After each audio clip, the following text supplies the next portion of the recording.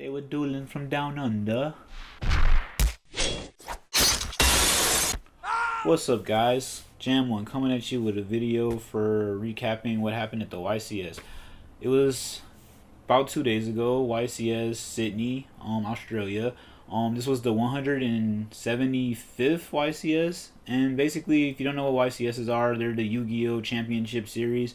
They hold them around the world and stuff. Basically, it's just like a big event where everybody comes from all over. The best players in the world compete, and they try to get a prize card and some other prizes in recognition of being a good player. It's a really good event to watch. If you're really new to the competitive scene too, it's really good to like study some of the good players and see what they're doing. Also, just see like the pressure it takes to play in these big tournaments like that. It's kind of like a sports, you know. It's like watching ESPN Sports Center or something. Anyways, though, let's talk about what happened. So, top decks that we saw Paleozoics, ABC, and Metaphors.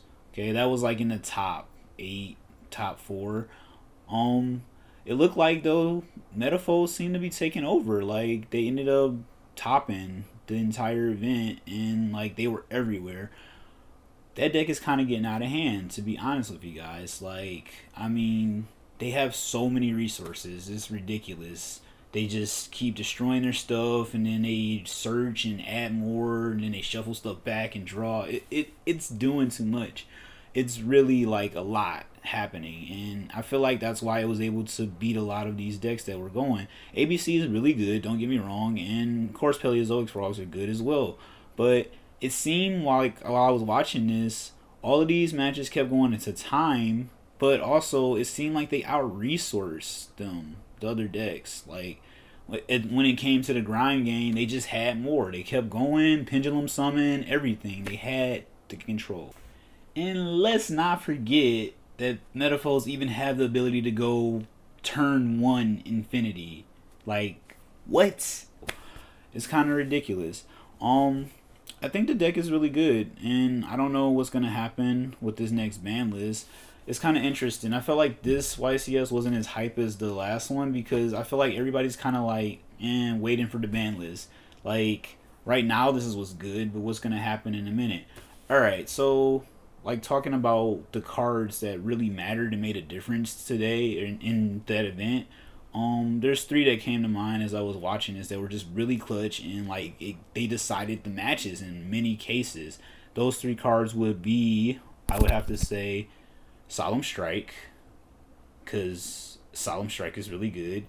It was like phenomenal because there was times where people would just go into their boss monster and then they'd be like, nope, strike. Or it was times where it's like, okay, I'm doing all of this stuff. Okay, pendulum summon for 5, and then you just strike all of them. It's really hard to come back from that. It's almost a well-timed strike is pretty much game. That card is really good for a reason. Another card that was really clutch was Magic Spectre Kyurem. That card is ridiculous. Like, Kyurem is terrible. Like, I promise you. Like, it keeps coming back. It can bounce anything, bouncing being returned to hand. It just keeps returning your monsters to your hand while you're trying to play. It interrupts your plays, and then you can't even remove it with Raigeki or anything because it's unaffected by card effects. And then every time you get rid of it, it comes back. The only way to get rid of it for real is just to strike it, or if you can somehow remove it from play without affecting it, which is pretty much impossible unless you're playing Black Wings, Black Sonic or something. Anyway, actually, I don't even think that would work. Yeah, no, actually, you just have to get rid of it as a pendulum scale. That's literally probably the best way to do Kyurem.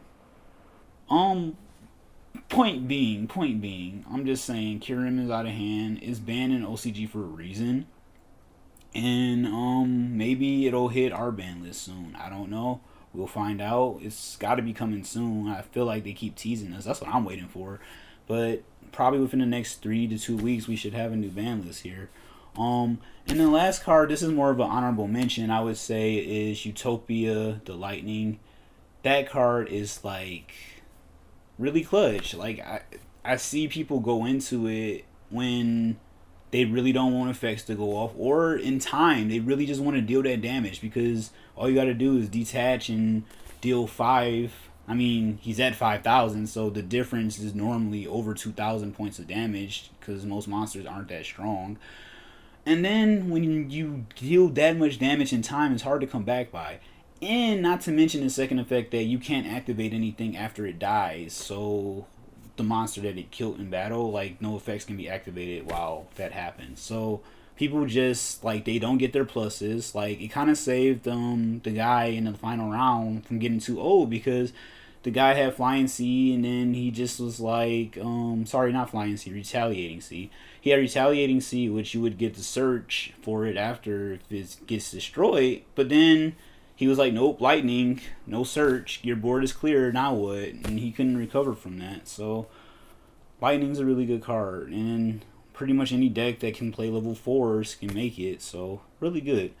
Overall, though, I think the whole event was pretty good. I feel like everybody is kind of waiting, though, for the ban list, and I'm waiting for the ban list.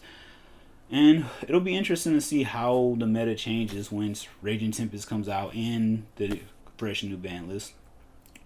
This event was pretty good. If you guys never watched the YCS, I really recommend you check it out. The winners get this amazing prize card, which is Utopia Kaiser. That's the newest one.